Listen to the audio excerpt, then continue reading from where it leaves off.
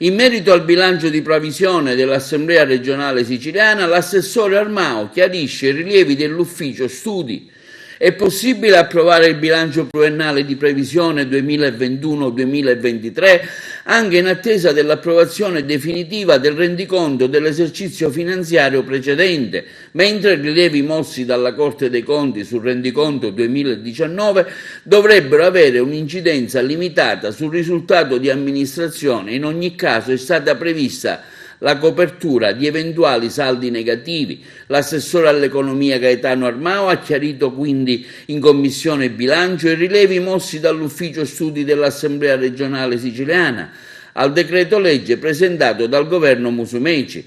Gaetano Armao ha basato il suo intervento sulla relazione del ragioniere generale della regione siciliana Ignazio Tozzo. Il documento spiega che grazie alla legge 178/2020 è stata introdotta una modifica normativa che ne snellisce la disciplina precedente e consente di approvare il bilancio pluriennale di previsione anche senza che il rendiconto dell'esercizio precedente sia stato pianificato dalla Corte dei Conti. Basta infatti che sia stato approvato dalla Giunta regionale.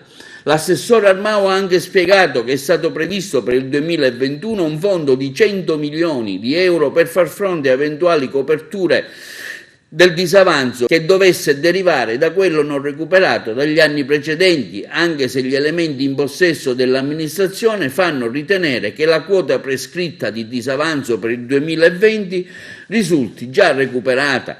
In ogni caso questo accantonamento prudenziale, afferma Armao, potrà essere utilizzato in occasione dell'assestamento tecnico che verrà operato nell'esercizio 2021 sulla base del giudizio finale di parifica sul rendiconto 2019 e proprio sul rendiconto 2019 la relazione rileva che i 319 milioni oggetto delle irregolarità riscontrate dalla Corte dei Conti dovrebbero avere un impatto neutro sul risultato dell'amministrazione.